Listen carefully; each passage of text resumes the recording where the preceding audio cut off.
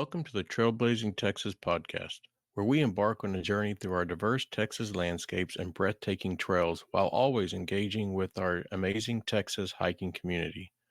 So settle in, tighten up those bootlaces, and get ready for the thrilling tales awaiting for you on this episode.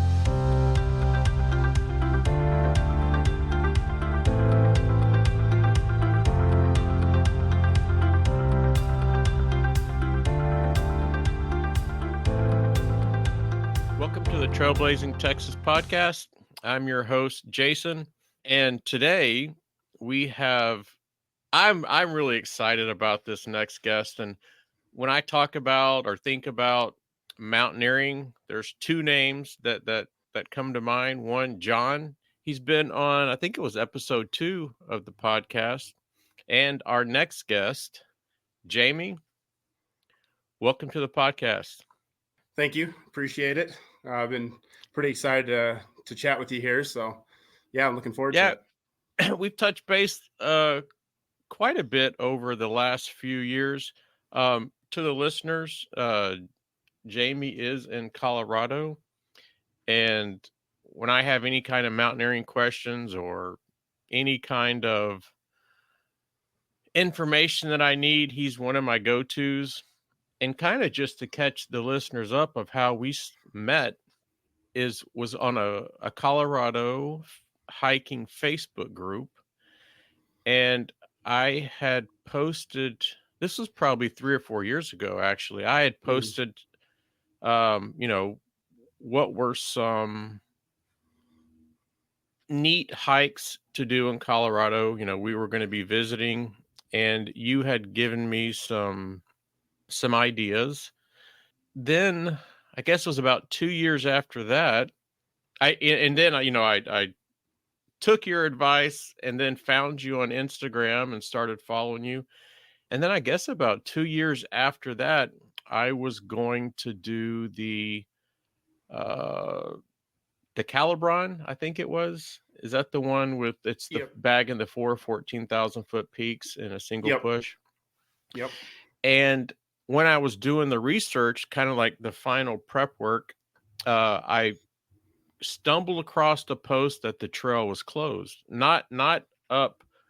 I think there is a part of it that's been closed, going up to Bross, because it's public or private land. Right. But at this time, the whole trail was closed, and I reached out to you directly and said, okay, here's my predicament.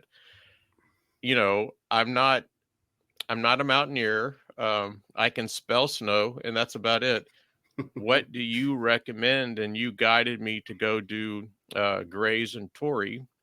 I think the first question was, okay, what's your experience? Have you hiked, in Colorado that much? And so I let you know what peaks that I've done. And then you guided me to doing Grays and Torrey, and it worked out really, really, really well. Thank you for that. Oh, yeah, no problem. Yeah, usually whenever anybody's trying to figure out some sort of recommendation, that's usually what I try to start off with, find something that is going to be within their comfort level as far as, their experience with elevation. And yeah, something that not only can they do, but then something that they can do that'll be a challenge, but also, they'll be successful. And yeah, DeCalibron, I think at that time was pretty much in limbo with all the land usage and liabilities. Even now, I think you got to sign some sort of waivers. At least that's kind of what I had heard. The first set of 14ers that I'd ever done was DeCalibron. So really? Yeah, so I'm kind of removed from that because I did them, a number of years ago at this point. But and at that time there was no sort of use issues. But as time's gone on and things have gotten a little crazier, they've kind of clamped down on some of the access. So yeah, and what's weird, and also to the listeners, you might be asking yourself, like, why in the heck is there a guest from Colorado on a Texas podcast? And I was actually driving to rock climb, and it just kind of popped into my mind that when I'm vacationing in New Mexico and Colorado, at times I see more Texas license plates than I do Colorado license plates. And then I just started thinking, like, whether it's good or bad, I guess if you're in Colorado, I don't, you would definitely probably have an opinion about us tourists.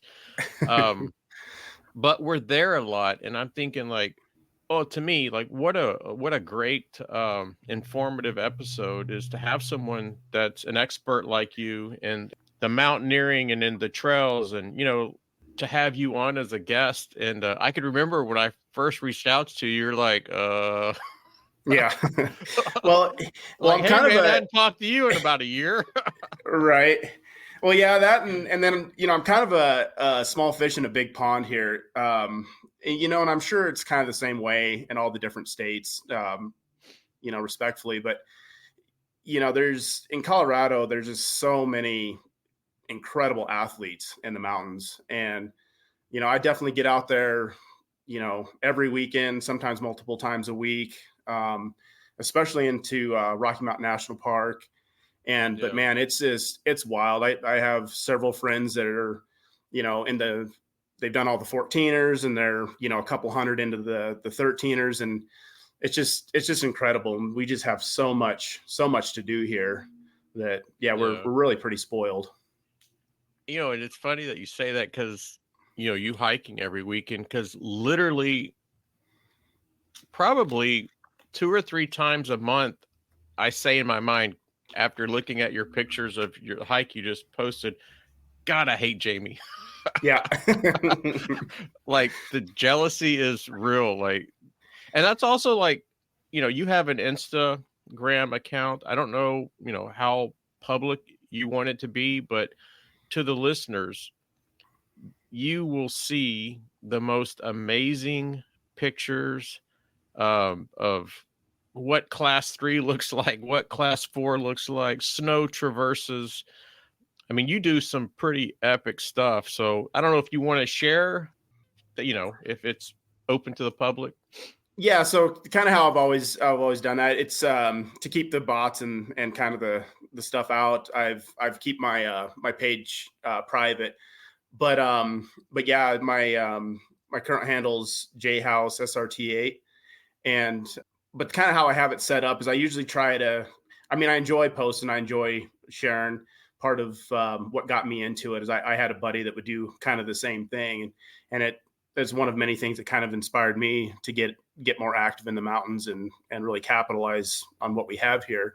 But I kind of have that set up where, I'll post my my 10 favorite pictures, but then I try to have a little bit of a kind of a description and guide, like kind of what I thought of it, some of the highlights, that sort of thing. But then I'll usually always post the mileage and the elevation gain, and kind of have it as a friend's guidebook. That way they can kind of rifle through the pictures. They see something that looks pretty cool, they can look and kind of see that, and it kind of is a little bit more of a personal guidebook.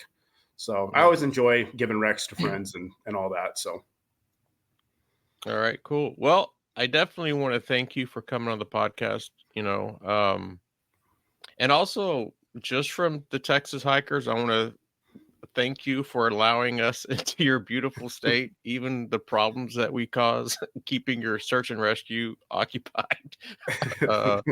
Yeah, but, hey, don't trust me, the local residents do their fair share in that as well. So I may cuss a little bit when I see a Texas tag or a red tag, which are fleet. They're the rentals, but at the end of the day, it's like anything else. There's plenty of natives that I think are more disrespectful to what we have here than some of the tourists. So welcome. All right. Absolutely. Yeah. So I kind of, we kind of touched on it before we kind of kicked us off. Is I think it's important for me and for the listeners to really understand you as a hiker, backpacker, even mountaineer, and then start really focusing on what it means to hike, backpack, mountaineer in the state of Colorado. So to kind of kick it off, like, and just looking back, how long have you been hiking and backpacking?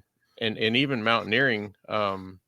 So I got real serious about it in probably 2018. Yeah. I grew up in northern Wyoming and did, some of it as a kid, camping and kind of hiking. And then probably my first real hike when I was, or what I would consider my first real hike, I think I was 14. I was actually up in Montana, and we hiked up to the St. Mary's Lookout, which is a nice kind of little summit and fire lookout that overlooks the town of Stevensville, where I lived at the time. I think I was 14 at that time, and I remember being so sore and stuff from this trip, but it was just so cool. It's, you get up there and you're looking off into Idaho basically, and you're looking up at all these peaks. And I remember just thinking how cool that was. And through my late teens, 20s, didn't really do much of it, and then getting into my late 30s, I always had kind of this idea that I couldn't go unless I went with somebody, and we can get into more of that in a minute. But finally, I just started going, and then I kind of set some of these goals to kind of hold myself accountable, and it was one of those things where I want to travel, I want to explore, and then I'm like looking out, and I'm an hour and 20 minutes from Rocky Mountain National Park. And you got people that are literally coming from all over the US and in some cases from overseas to visit this place that I can drive to easily any day I want. And it just kind of became this thing like where I kind of felt like I was playing catch up, because I've lived in this area since 96 and hadn't really visited much of the park. And then I just kind of hit the ground running. And once I kind of made the switch to realizing that it's okay to go solo, that really opened up a lot for me. So if you kind of look at kind of the hiking and backpacking and stuff that you're doing now, do you have any inspiration to that, or what keeps you going? So, it's funny. I'll be suffering on a trail, anytime. I mean, anybody that really has some good mileage and vert going, there's always those times when you're like, man, this is such a dumb hobby, or passion or whatever. But then I find once I do that, if that's on a Saturday, I find by Monday or Tuesday, I'm like, okay, where am I going this weekend? And there's always it's such a rewarding thing once you reach your summit, and you're just looking how far you've come up. And it's been such a progression thing. And that's one of the things I really like about the mountains. And it kind of meets you wherever you're at. And you're just always able to challenge yourself just a little bit more and progress a little bit more. And, you find yourself going further, higher, farther, into the mountains. And it just kind of becomes this obsession to a degree, or a passion. And I just love the exploring aspect of it. I'll sit there and pour over maps, and I'm just like, oh, that place looks cool. What, some of my favorite places I've ever been to, I've found just looking at maps or on another peak, looking down into a basin and see a really cool lake. It's like, oh, what lake is that, or whatever. And it's always kind of that mystery, like, oh, I wonder what that looks like down there. And a lot of times that's kind of what ends up taking me down to those places. I think only once I ever cussed you, and you gave me that's it. Yep, you gave me the guidance to go do Grays and Torrey. You didn't tell me about the snow traverse between Grays and Torrey when you're heading back down. So we did Grays, we went over to Torrey, hike back down, and it's like the snow traverse that literally, if you slip, you're off the mountain. And so I had some choice words for you. You should have waited a week. That's not my fault. It probably wouldn't have been there the next week. And what was funny, there was a lady from the same town that I live in that was ahead of us. We had no idea, but she was stopping to put on micro spikes. And, then we got there and I was putting on my micro spikes, and the guy I was with, Sam, he's from New Mexico. So he's experienced like you. He just, you don't need micro spikes. But man, and and we just got to talking, and she ended up being Yeah. Okay. so it was just funny. Yeah. Yeah, and snow, that's probably my area of least comfort is some of the snow Yeah. climbs and traverses because man, unless you have a ton of experience, it is pretty unsettling because you just really don't know what the snow is going to do. It's when you Yeah. start getting late spring, early summer, it really gets good and consolidated, but there's still that thing in your mind that really makes you question it. And if you have an axe and all that, it definitely ups the comfort level. One of the real popular places to go, um, in Rocky Mountain National Park is Chasm Lake, which is right underneath the diamond of Long's Peak. Most of the pictures you see of Long's, you just see this big sheer cliff wall, and that's the diamond. So right below that, there's this beautiful alpine lake. And but in order to get to it, there is a section that's notorious. It's a notorious snow slope that you have to traverse. And I've definitely been on it a time or two where I was really glad to have an ice axe because I've heard in many cases of people slipping out there or whatever. So it's definitely something a person wants to be cognizant about for sure. Yeah, So it's funny when you said that, like about what what inspires you to hike and stuff, and you're in the middle of this traverse or this hike, and you're like hating life because it yeah, sucks, can't breathe. yeah, Yeah, that was one of my examples. I'm in the middle of this snow traverse. I don't have an ice axe. I'm sitting there with my trekking poles, walking on this traverse is probably, I don't know, like a foot and a half wide, and if you slip, I mean, you're literally there. You're not stopping, right. and you're, I don't know, 2 or 3,000 feet up in the air. I can remember at the moment I was just like, "What in the heck am I doing out here?" But then, once I got back to Breckenridge, I'm like, "Oh man, let's do it again." Let's go Right. do. Yeah. So it's that type 2 fun, I guess you'd call it. Yeah, that's what I was going to ask you is how you felt after that when you're coming down because that's the thing. Once you get through those experiences, they might be kind of sketchy or concerning at the time, and I tend to be a pretty conservative.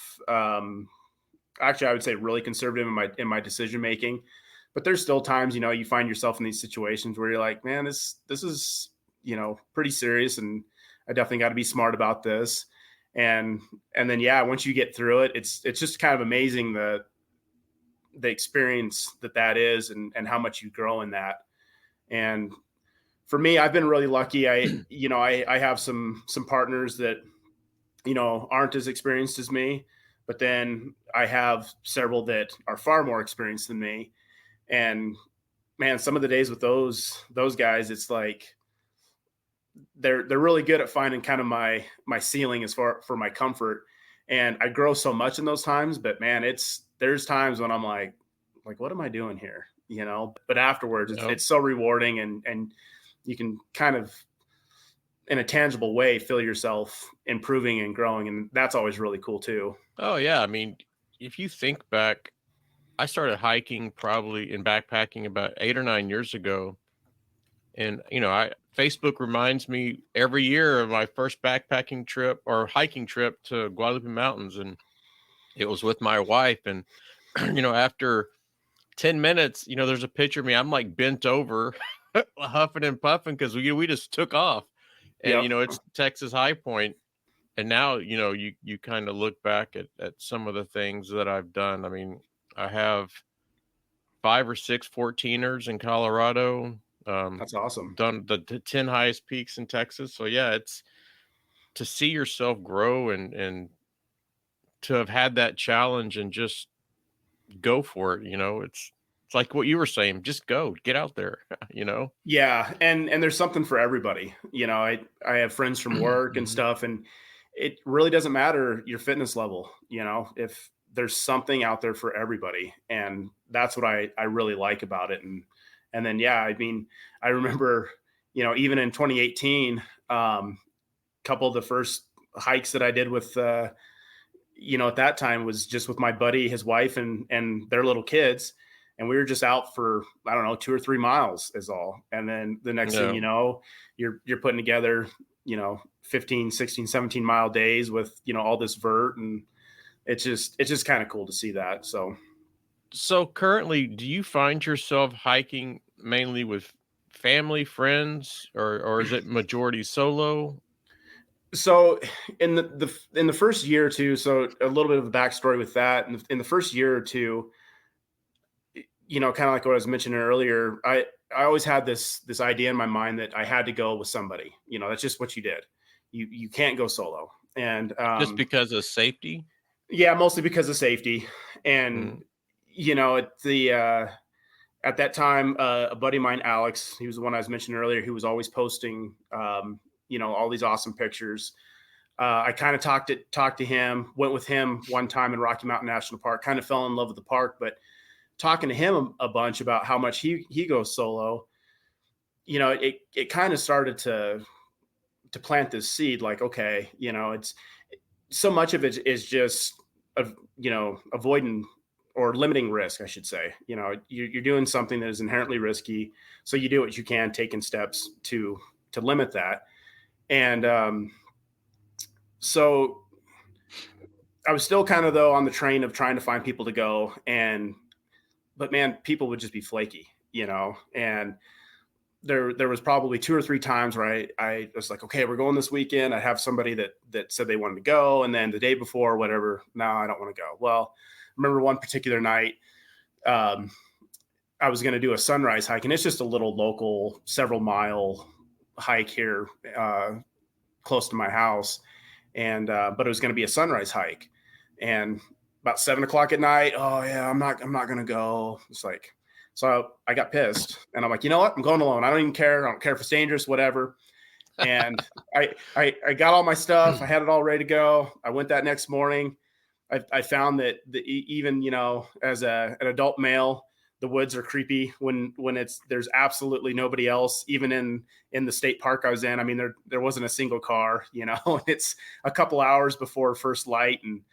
But I was doing it, but once I did that, it was kind of the catalyst that made me start going consistently. And I would have people kind of trickle in here and there and join me. But for the most part, I was going solo. But now I'm kind of to the point where I have a big enough network now. I meet people a lot of the times on trails. Yeah.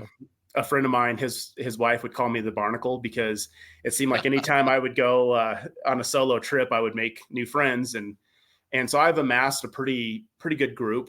And now I'm typically go more with friends. No family that goes with me, but friends. Yeah. So Yeah. It took me a while. And I think, I call him the A team, my ride or dies, but I have Sam. He's in New Mexico. I met him at Guadalupe Mountains. And I have Henning, the gentleman who I rock climb with and hike with. We've probably been together, I don't know, the last 3 or 4 years. And I know that anything that I plan, the only reason why we don't have success is because of me, because, they're going to be in shape. They have the experience. Sam is a PCT through hiker. Henning is ex-military, so like the navigation, map reading, and all that kind of stuff. That yeah, that's his cup of tea. Tracking. I mean, I don't know if you heard. I think it was the second episode I had with him. Where he was actually tracking somebody's footprints. Of this weird guy. We thought, like something's not right, and yeah, so it took me yeah. a while, and but I finally, I have the team. And it's funny when you start to develop these relationships, the trust that you have. Oh, absolutely. Like there's a lot of people that I know, and I would even consider them good friends, but there's nothing like the trust I have with Henning, with John, and then with Sam. It's crazy. Oh, yeah, absolutely. And yeah, the connections that you end up with these people, because not to sound dramatic, but in a big way, especially if you're doing like backpacking stuff. I mean, there can be times when your life kind of relies on these people, That could and be a lot of times. Yeah. yeah, and So not only, do I have the appreciation of them, being helpful to me, but for example, even just a few weeks ago, the trust that one of my buddies had in me, there's a really popular traverse up here in the Indian Peaks Wilderness where you go from south Arapahoe Peak to north Arapahoe Peak, and it's about 8/10 of a mile, but it's comprised of quite a bit of third and fourth class terrain, and some of it's fairly intuitive, but some of it's not. And a buddy of mine who's he's definitely an experienced hiker, but hasn't had a ton of time in that type of environment. I've done it once before, I think 3 years ago, with a guy who kind of had led me. And so, but now with it being my turn to lead, I led us through it and back, and just recognizing the trust that he had in me as lead. Yeah. There was never any times when he was really questioning, although I always tell him, hey, if it looks like I'm about to do something really stupid, let me know, please, whether that's navigation or whatever. But you end up developing this bond that's very enjoyable, but even more so really important. So, hey, there's nothing like a bond when you have someone you're with and you pooped it with them. Oh yeah. Like Sam, we were coming up to Grays. You're above tree line. It's just single track trail, and he's like, man, I need that wag bag. Like, all right. And John, and I think even Henning, that Henning's done Rainier, John's done some very horribly sketchy traverses, and I mean, you're relying on each other. You're experiencing things that you probably never thought you would experience with another human, and it's definitely it definitely builds friendships for sure. Yeah, and that's just another element of the benefits of spending the time out in the mountains. I mean, when you're doing something kind of physically demanding like that, and you're kind of sharing in that suffering, you're just going to naturally kind of build that bond, or hate each other forever, one of the two. But yeah, absolutely. So this next question is probably a really stupid question for me to ask you, because I know the answer, but to the listeners, it won't be. What is your favorite state or national park? Well, I'm definitely biased, Yes. with Rocky Mountain National Park being here. Yeah.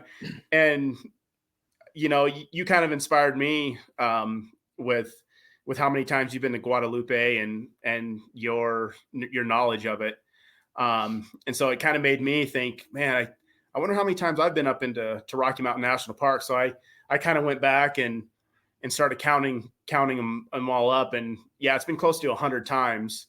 And wow, it just kind of puts it in perspective over the last 5 years. And there's just so much to see and do in there.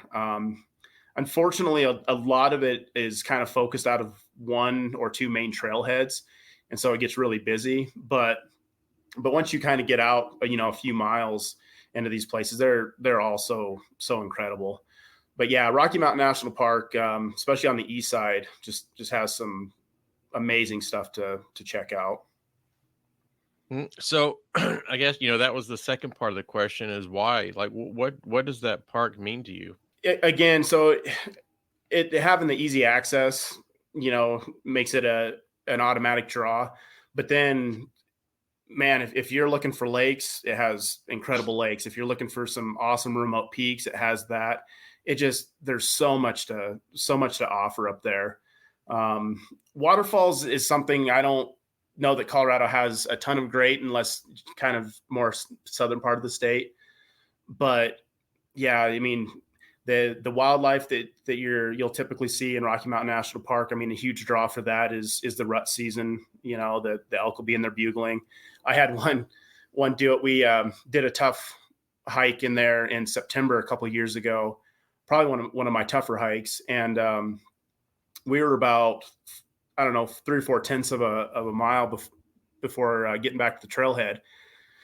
We come around the corner, and here's this cow elk, on the trail. And it's like, all right, well, we'll give her some space, and we kind of hung out for a minute. Well, then she turned towards us and kind of come across the bridge. So we're like, all right, well, we kind of went around this huge boulder to kind of get out of her way. Well, as soon as she kind of come across this bridge, a huge bull stepped out right behind her and followed her across. And man, he was probably only 20 or 30 feet away and just did this huge old bugle. And it was really, really cool. But at the same time, you're like, okay, just stay over there. Don't mind me hiding behind this boulder. So yeah, I mean, and there, I mean, it's like, you don't want to, I don't know, do they kill hikers, or can they? They could. Or I mean, just hurt hikers really bad.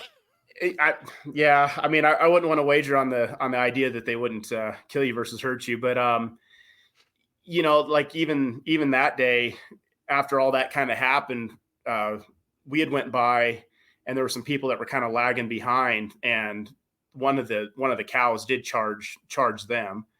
But elk usually don't really concern me as much. They're usually pretty chill, but still, I don't want to be the first one to be on the headlines about it. By the way, my rule number 1 through all of this is don't become a headline. Anything I do, that's what I'm always telling myself. Don't become a headline. Yeah. So, Yeah. I don't want to be people famous. that do. So we were, there's a beautiful trail right outside of Breckenridge, and I think it's Mohawk Lake. Mohawk Lakes. Yes. Yep. And we rounded this corner, and to the right of us, there was some tree cover, and it right past the trees, maybe about 40 or 50 feet, it just opened up into this marsh, kind of like, so, grass, and you could tell that there was water, standing water in this area. And there was a female moose just standing there, just right. And it was like she was picture framed perfect between these trees. And so, of course, we stopped and we're watching, and we were probably, I don't know, 75 yards away. And I have a spectacular picture of it. But the amazing thing was, it's like we're sitting there watching, and all of a sudden this little baby moose kind of jumps up. He was just laying there chilling, and starts like frolicking around her. And, kind of like you would see like kids just kind of acting up or acting crazy. And, she kind of like nudged him like, hey, man, settle down. And Right. But yeah, it's just like around every corner there's something spectacular, it seems. Yeah, and then in the park, so we had a really bad forest fire, the Cameron Peak fire, and then the East Troublesome fire. Both happened in 2020, and where a lot of that fire went through was kind of on the north end of the park and up around State Forest State Park. Which is another place I'll talk about more in a bit. But that area has so many moose, and it's pushed a lot of them, I think, down into the park, because I hadn't really ran across them much in Rocky before that point. But after, I definitely see them. Some of the bigger ones I've seen now have been there in certain areas of Rocky. So, and they will kill you. Absolutely. Yeah. As far as anything that I'm afraid of in the woods, that's besides, what has 2 legs would be the moose. And that's mostly based off a personal experience I had where one ran at me, or I should say us. We were going to do this peak. It's actually up in that State Forest State Park area, which borders right on the north side of Rocky Mountain National Park.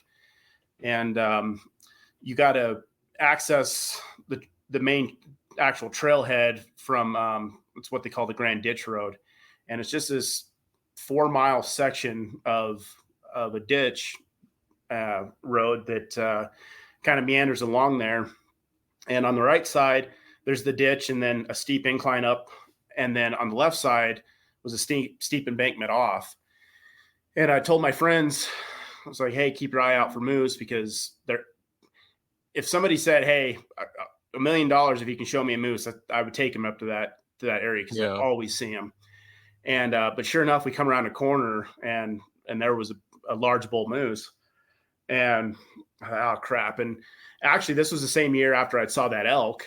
And so I thought kind of the same thing, like, all right, well, we'll just give him space, because we were kind of like what you were saying, 75, 100 yards. We were a long ways away from him. And it's like, we'll just give him space, let him kind of do his thing. Well, I reached in my pocket to grab my phone because I did want a picture of him. And as I'm doing that, he kind of looks back, and I thought, okay. And then he turned around towards us, and I thought, that doesn't seem right. Oh, Next thing you know, he rears his head back and just starts running for us. And what? so we're like, oh man. So we took off running kind of out of sight and dove down into the trees. And because with them, that's basically all you can do is you want to put the largest unmovable object you can between you and them. And we kind of waited there for a minute, and one of our buddies, he's kind of peeking back up on the road, trying to see it. And it's like, well, we don't see him anymore. Okay.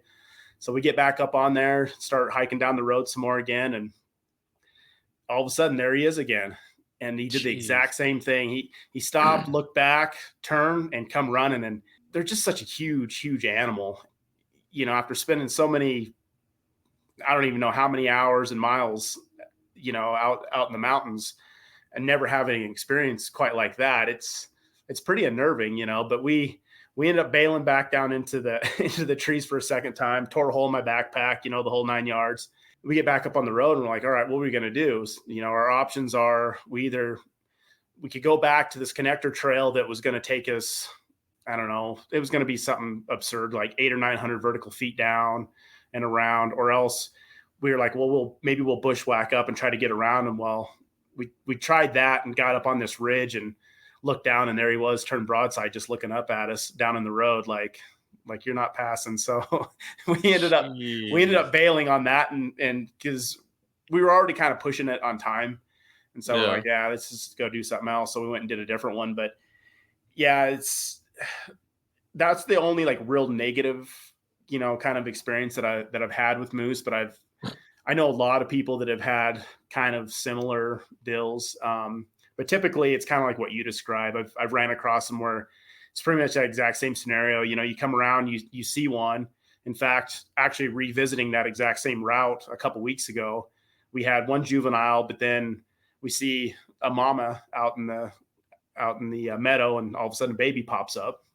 There was 2 of those last time, and they're really cool. But obviously, to anybody that doesn't know, that's like the ones you want to be absolutely most cautious of, because the bull in rut or the mama with the baby is kind of a recipe for disaster. So I have some phobias of hiking, and one of them are hogs. So I don't know if you guys have a lot of hog up there. We luckily don't have any of that yet. And the Lone Star hiking trail, so it's tagged as the longest trail in Texas. It's 128 miles with the loops, 96.4 if you just hiked it straight through, just the main trail.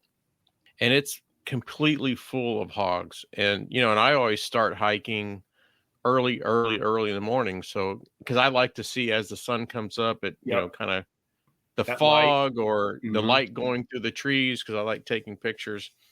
And only once have I stumbled across a hog. And then one time there was probably about 30 or 40 of them. I couldn't see them. I just could hear them. And then when they heard me, they took off. But I definitely am, that's one of my worries when I get out on the trail. I was up in Caprock, and kind of like your moose story, they have bison there.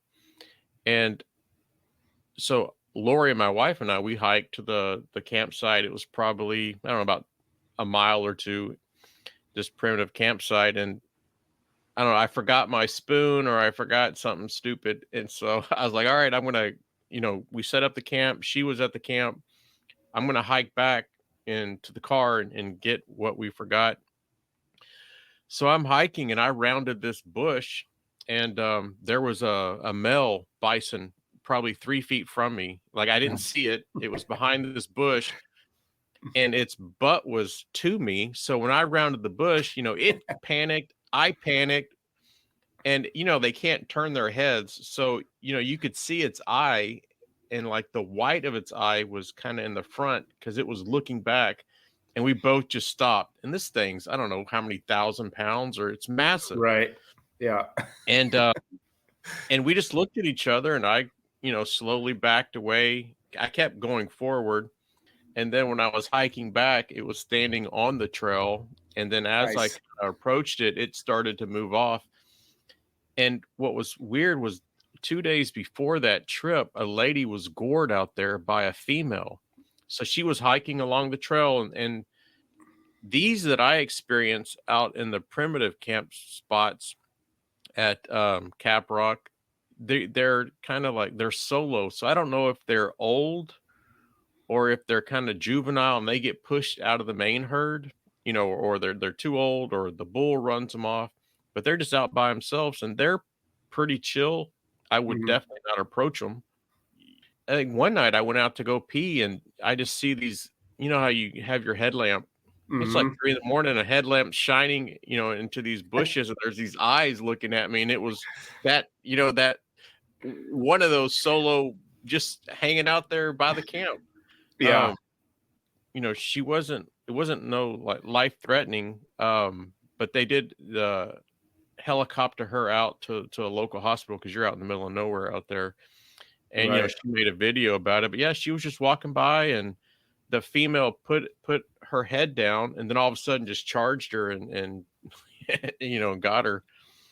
Yeah, which that reminds me, I think it was a year or two after that experience with that moose, there was a hunter that was life flighted out of that exact area, because I don't know if he actually stuck the moose or got close or whatever, but yeah, he ended up getting trashed by this moose and having to be life flighted out of there. I don't know whatever happened to him, but yeah. And I don't care how many pictures you've seen of a moose, you have no idea until you run up on one how big they actually are. Yeah.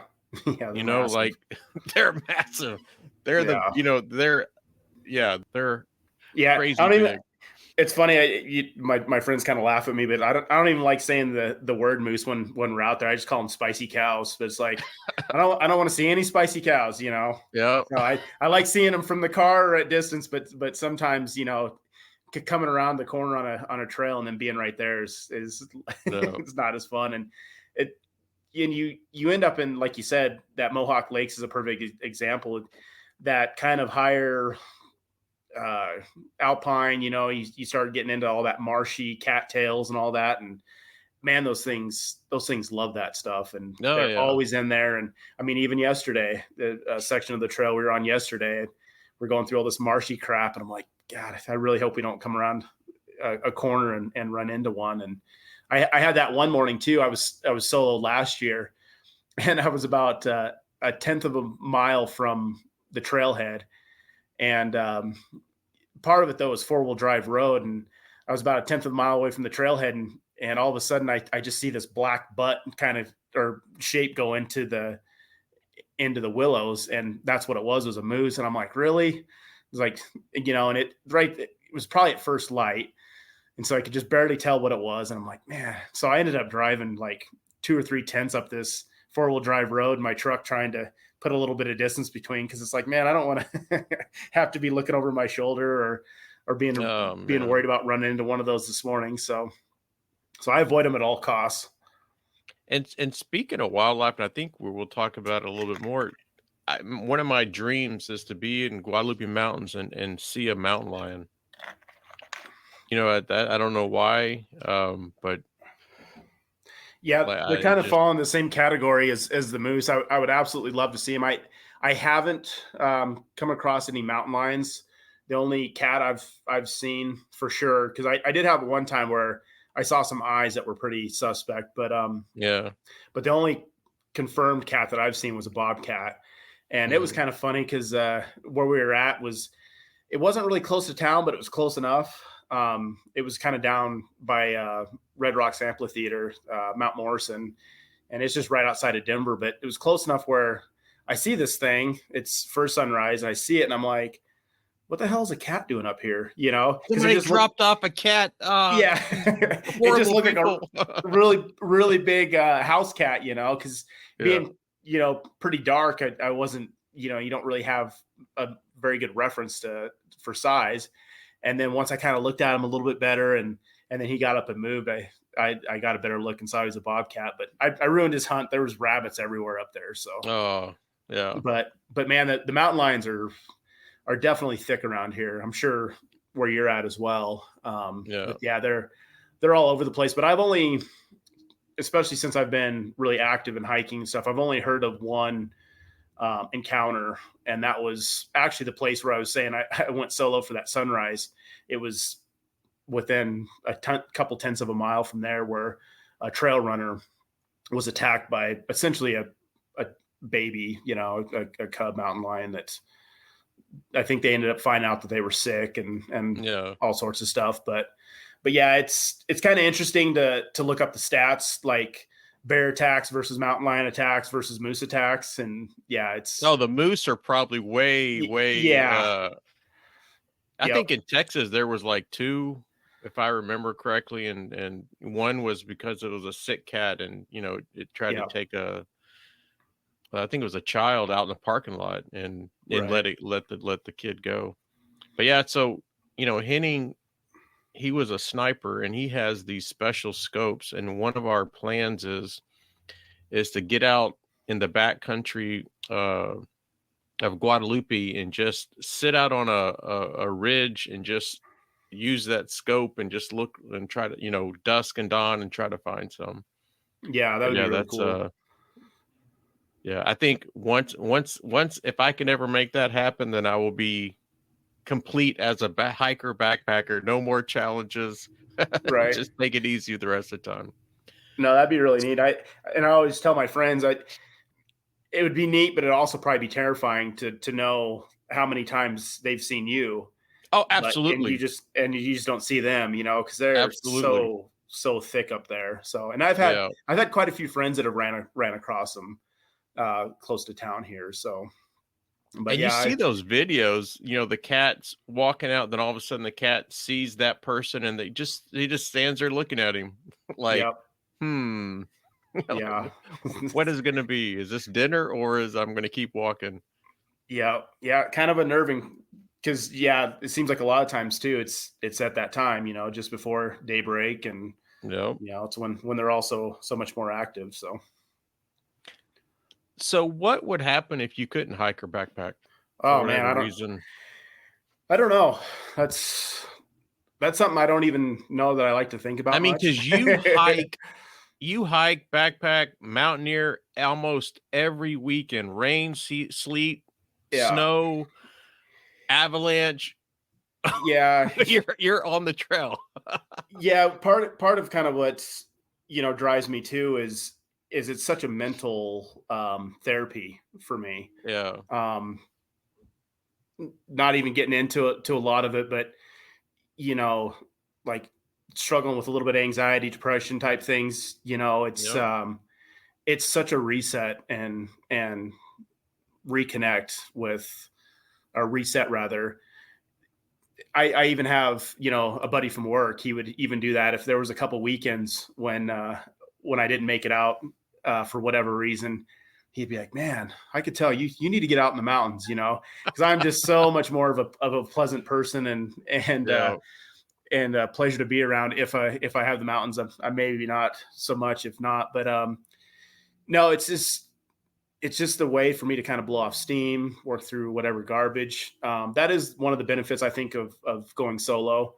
I I prefer going with friends, but there's definitely an aspect of going solo where you're kind of alone with your thoughts and you can kind of work through things and just kind of use whatever garbage maybe that you're going through at the time as a catalyst. And going a little bit deeper and with the progression stuff, at first, I was only kind of hiking during good conditions. And I still don't go out, again, kind of going back to that conservative decision making. I still don't go out if it's really crazy, um but That's a relative term because I have some pictures of you and it looks pretty crazy.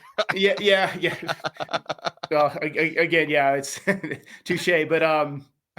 But sometimes I'll even do stuff, because one of the things I like to do almost every time is I'm almost always testing something. whether it's, oh, what did I eat for breakfast, or what did I, kind of do as a prep, or any kind of new pieces of gear, or any of that. And an example of that is, we had a really cold snap here, and I think it was in January, where it was, I think, 15 below, and then with the wind chill, it was closer to 20 or 25 below. I'm not going to go drive 2 or 3 hours out in the mountains and go up on some crazy peak and do all that. But I'm like, I can do something kind of local here, something that I'm only, 20 or 30 minutes from town or something. And what I like doing with that is, for one, it gets me out, makes me feel like I've kind of accomplished something. But I was able to test some of my stuff. I was able to test my inReach, after about an hour and a half being out in those conditions, being worn on my chest, it gave me a cold temperature warning. So now I know that if I am up on some sort of peak and it is extremely cold, okay, if it gets to this temperature, then I need to start worrying about, my inReach or any of those things. Right. I'm just always kind of trying to test and do that stuff to where when it does come down to a more serious situation, I just have a better understanding of what I have and the equipment that I have. Yeah. I think for me, if I wouldn't, and this is a very interesting question, if I wouldn't be able to hike or backpack, I think a part of me would die, Oh, absolutely. Yeah. No, I mean, like, I always say that the motivation to get me on the trails, because like from September to May, I'm hiking almost every weekend. If it's not a trip, it's on the Lone Star Hiking Trail. Just the heat here, I don't feel like dealing with it now that I'm over 50. And I don't know if I like kidding myself or whatever, but I gotta have a challenge. But I think if I really look deep down inside it's exactly what you said. It's an outlet. I think, we're always fighting something as men, the stress that we have. Not to say women don't have stress, but it's a different, Right. we have a stress. And yeah, it definitely makes me a happier person to be able to get out. And also when you do some cool shit, you feel like a badass. Yeah. Yeah. And I had a time that was pretty pivotal. I remember it was in December. I think it was in 2 or 3 years ago. And we were doing a sunrise up on a 13er, and it's fairly easy access, but in the wintertime, the wind's blowing, it's cold, the sun's not even coming up yet, but you have that first little bit of light. And I just remember being like, God, I feel so alive right now. You're so tuned into what you're doing. And with that progression, I've got to where some of my favorite times is solo in the wintertime on some of these high peaks, because you're so in tune with what you're doing, because it's a big part of it is you have to be, right? You can't be thinking about the crap at work or home or anything. You're fully present in what you're doing. And but yeah, and then you feel amazing. Cause like you said, there's an element where you just feel like a badass. Cause you're like, man, there's nothing up here but snow and wind, and the views are incredible. And it's kind of it's a real kind of powerful release and time of self-sufficiency that in itself becomes kind of addicting. Yeah. So yeah, and I think from anybody, that's one of the things when I run into a new hiker, backpacker, or even take them on trips, is like you see them experience, and to me it's almost like they're experiencing life for the first time with the Right. enthusiasm and their disbelief, especially in Texas, like, because you don't think Texas has beauty. And yeah, okay, it's not a Colorado, but I've seen some things in Texas that would rival what you would see in Colorado. Oh, I'm sure. Not the elevation, but Right. the The just beauty and yeah. and the vastness. Yeah, no, I would absolutely love to get down there and explore. And so I'm going to be definitely hitting you up in the next February. year or so. I'm Yep. gonna give you the dates.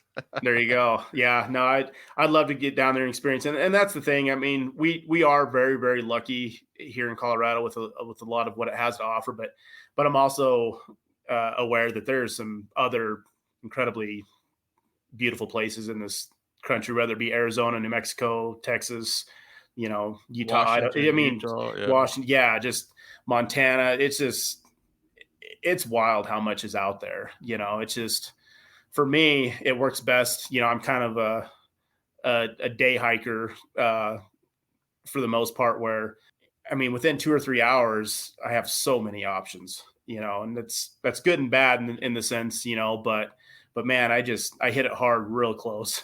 So And that's why I hate you sometimes. yeah, I know.